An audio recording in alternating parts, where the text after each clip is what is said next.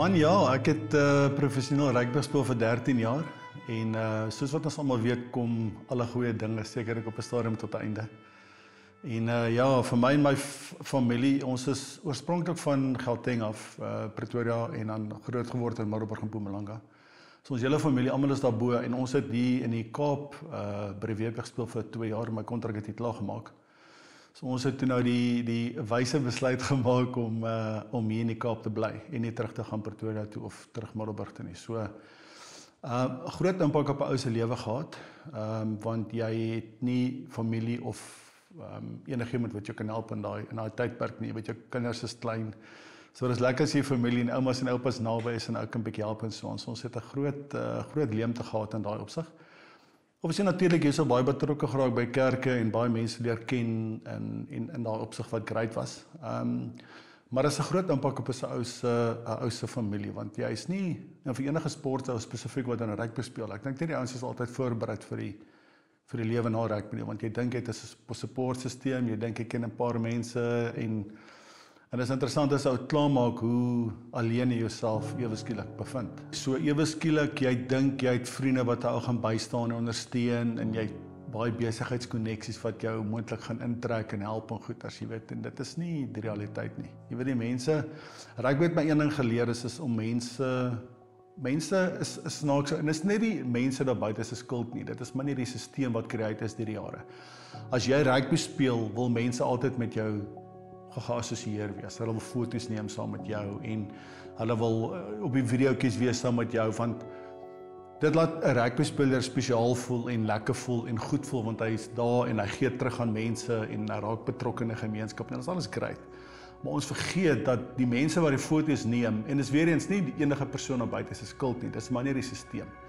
So nou neem hulle foto's saam met jou en jy voel spesiaal, maar eintlik doen hy dit nie vir jou nie, hy doen dit vir homself, want hy boost eintlik maar net homself, want kyk ek het 'n foto geneem saam met die persoon of saam met daai persoon.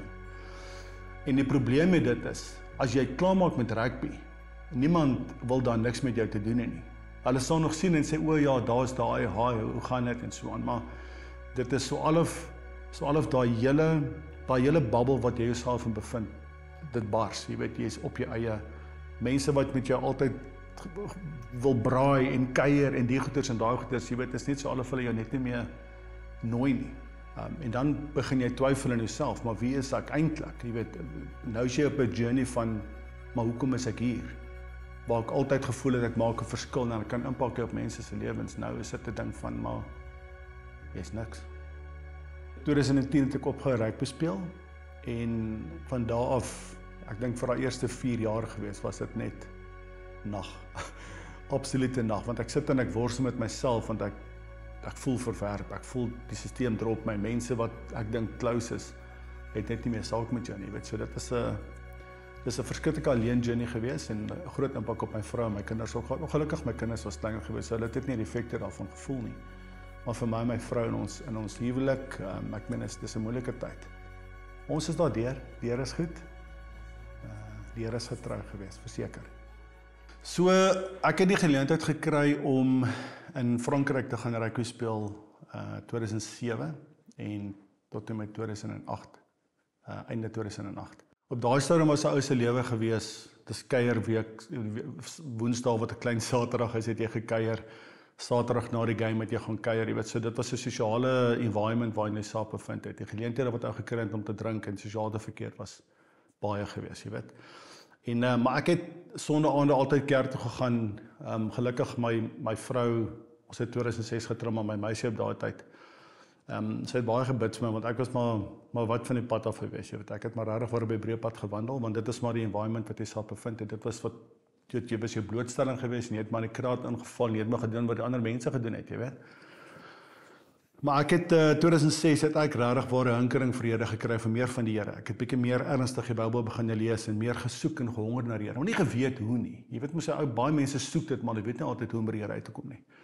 En toe ek 'n geleentheid kry om in Frankryk te gaan, het ek 'n ou wat saam met my by die bulle was, Johan Wasserman.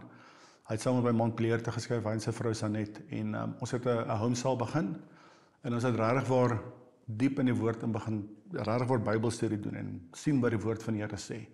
En dit is aan daai tydperk wat ons besluit het om regtig waar 'n commitment te maak teenoor die Here, maar ook wedergebore te raak. Maar toe begin hy die Bybel lees en verstaan wat dit beteken om wedergebore te word en wat dit beteken as jy jou lewe aflê, jy sterf, jy kom op 'n nuwe mens, nuwe skepsel. Ons het besef wat die woord sê van repent, want repent in die Engelse Bybel sê to turn away from. En ek is nie daar om enige iemand te judge nie, ek is nie daar om enige iemand vinger te wys om te sien, dit is my getuienis. Ek het besef die woord van die Here is wat ons gaan openbaringe gee, wyse kennis en verstandigheid gee, maar dis in die woord van die Here wat ek dit self gedoen het. So ek lees vir julle graag een van die skrifte wat van toepassing was op my, en ek glo julle gaan help, is Filippense 2 vers 12, en ek lees uit die Amplified Bible, uit Engelse Bybel.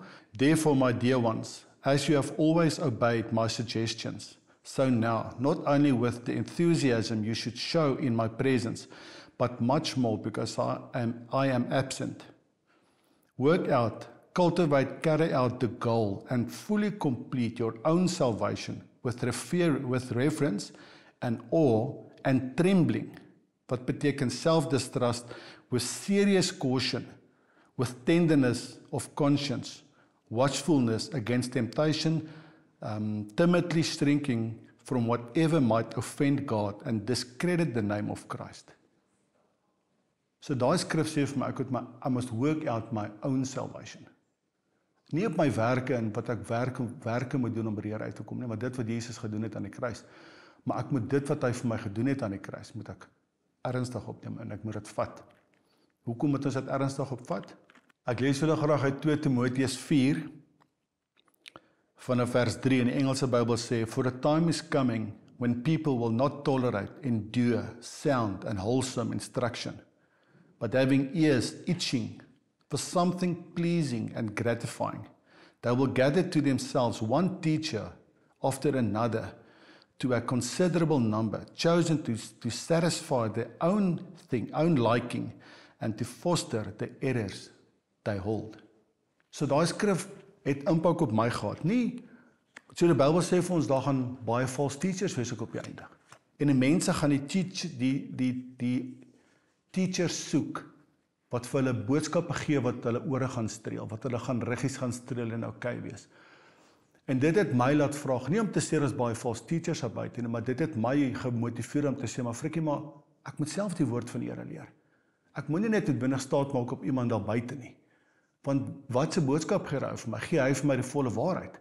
Nou lees jy die woord van die Here en die Here sê vir jou, jy moet repent, jy moet wegdraai van jou sondes af. En drank was 'n ding wat ek vreeslik mee gesukkel het.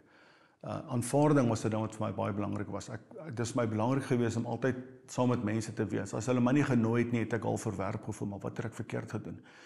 So ek het baie keer 'n drank net gebruik om mense te satisfy.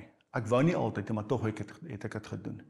En die Here het my lank op 'n journey gevat van vrymaking van drank. Jy weet, my vrou het op 'n stadium met my gesmeek, asseblief, hou op drink, hou op drink, hou op drink. Sy het my gedreig op 'n stadium gesê, as jy nou op 'n drink, dan moet jy kies, is of ek of sy drank. Want dis so ernstig dit was, jy weet, en dit was so gereeld dit ook was. En ek het net besef, maar dit waarmee ek besig is, die Here het nie 'n behaan dit nie. Dis nie pleasing vir the Lord nie. En ja, die Here het my so kon vrymaak van drank is dat sy my op 'n stadium gesmeek het, asseblief drink net 'n glasie wyn saam met my. Want ek wou net nie. Ek het net nie meer 'n begeerte gehad oor dit, want ek wou nie iets gehad het met skeiding bring tussen my en die Here nie. Dis regtig waar alleen pad jy verloor vriende, mense wat jy gedink het vir vriende for life gaan wees. Mense wat wie jy mee gejourney het, wat jy gedink het jou broer is, jy regtig waar 'n pad stap, jy weet. Mense is net, hulle wil net nie meer saam met jou daar wees nie. As jy as 'n Christen kom en jy is die lig in die duisternis, want dis wat die Here ons roep om te wees. Ons moet lig in die duisternis wees. Ons kan nie 'n Christen wees en onder die bed gesit word nie. Ons moet 'n verskil gemaak in die wêreld daar buite. Nou kom in die Bybel verduidelik vir ons, maar ons leefstyl, waar ek altyd ja gesê het vir 'n shooter, of vir 'n down, of kom ons word dronk vanaand. Nou ewe skielik sê ek nee. Maar nou verstaan ek ook die rede hoekom hulle my nie meer nooi nie. Want as ek dit nie doen nie, bring my leefstyl, waar ek nee sê vir dit, en hulle ja sê vir dit, bring condemnation op hulle, dit bring judgment op hulle. En mense wil nie daai gevoel hê nie, want ek wil nie voel ek is verkeerd nie. Ek wil nie voel dis eintlik wat ek nou doen, jy sê nee, maar ek sê ja vir dit. So ek kies om dronk te word, jy kies om nie dronk te word nie. En mense wil nie daai gevoel hê nie. En ek is oortuig daarvan dat mense sit in die kerke met itchy ears, hulle hoor boodskappies, mooi boodskappies, maar die mense wat die boodskappe bring moet besef, die oordeel op ons gaan erger wees. As jy daar voor staan en jy bring die woord van vir mense en jy moet die waarheid bring. Hy pizza het 12 slices. Hy het nie net 6 slices nie. Ek kan nie net hierdie mooi goedjies deel nie. Ons het 'n verantwoordelikheid om die volle waarheid te bring. En mense, as ek lig bring in daai duisternis, ek gaan nie meer my knie buig vir drank nie. Want ek het nie behoefte vir drank nie.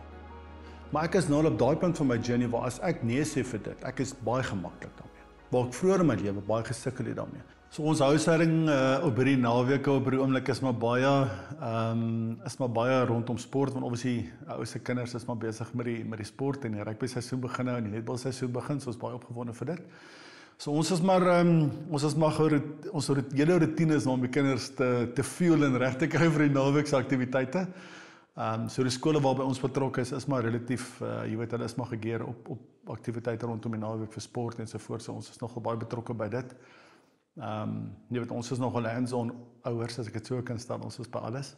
En dan sondaande is maar ons ding wat ons voel deur ons geroep het voor op die oomblik, en ons het so 'n klein bedieningkie wat ons begin het nou so 8 maande terug. So dit is ons fokuspunt, ons berei voor vir dit, so sondae is maar relatief laid back, ons het ons routine wat ons dan uitgewerk het. So die impak op my kinders met ons leefstyl en goeders, dis nie 'n maklike pad in terme van die voorbeeld wat jy leef vir jou kinders nie, want en ek bedoel dit nie op 'n slegte manier, maar dis nie altyd maklik om te sê nee, jy gaan nie dit doen nie. Want as jou kinders groot word, hulle is tieners, hulle is in die wêreld, hulle wil al die goeders doen. Jy wil nie jou kinders weerhou van dit nie, want daar's baie voordele in om nee te sê, maar daar's baie keer ook nadele. Jy weet, so is 'n fyn balans tussen wat reg en verkeerd is, maar ek voel in steede van die hele tyd om nee te sê, ek voel ons moet meer die lig wees, ons moet die waarheid leef, want ons as ouers ek kan nie vir my kinders sê, jy moet dit nie doen nie, maar ek doen dit. Weerens my leefstyl, my voorbeeld wat ek vir my kinders stel. So ek glo, hierdie stadium van ons lewens waar ons stappe vind, my kinders wat tieners is ensovoorts. Dit is nie altyd maklik om 'n ouer te wees nie, maar tog, daar's 'n verantwoordelikheid as man, as hoof van die huis. Want die Bybel sê ek is die koning en priester en profeet van my huis. So die verantwoordelikheid begin by my as 'n pa, eerstens. Wanneer jy gaan by my kom rekenskap vra vir my kinders. Wat het jy vir hulle gesê? Hoe het jy dit gedoen? Jy weet, dit is my verantwoordelikheid as pa van die huis. So ek vat daai verantwoordelikheid baie ernstig op, maar met baie grace, want ek moet die stadium van 'n kinders se lewens met tieners waar hulle self nou bevind, daar moet grace wees, want dis 'n moeilike fase vir 'n tiener. Maar dit is interessant, hulle sê dat die statistieke wat hulle uitgevind het, ek kan nie 100% die getal onthou nie, die persentasie onthou nie, maar daar's bewys dat as 'n pa lief is vir die Here en die Here volg, dat die familie, die kinders, die Here ook volg, en ek dink dit is 70% kans dat dit so gebeur. Waar as dit net die ma is wat die Here dien, en die pa is van die pad af, pa is in die wêreld, dat is 30% dat die kinders die Here sal volg eendag. Vir paas daar buite, dis moeilikheid. Ek het baie grace, baie grace vir paas vandag en vir mans in die wêreld spesifiek, want die man se rol in die huis, die man se rol in die werksplek, en ek is al vir die vroue equality en daai hele beweging, ek is vir dit, vroue absoluut. Maar ek dink daar's 'n baie groot aanval op die man se rol in die huis spesifiek. Jy weet, maar die feit dat daar 'n aanval op dit is, beteken nie dit moet suksesvol wees nie. So ek wil die paas bemoedig buite. Ons moet besef as mans van die huis, ek moet die waarheid bring vir my kinders en ek moet die voorbeeld leef vir my vrou en vir my kinders. Maar die mans moet opstaan, die mans moet regtig vir hy verantwoordelikheid vat om te sê, maar ek en my huis sal die Here dien.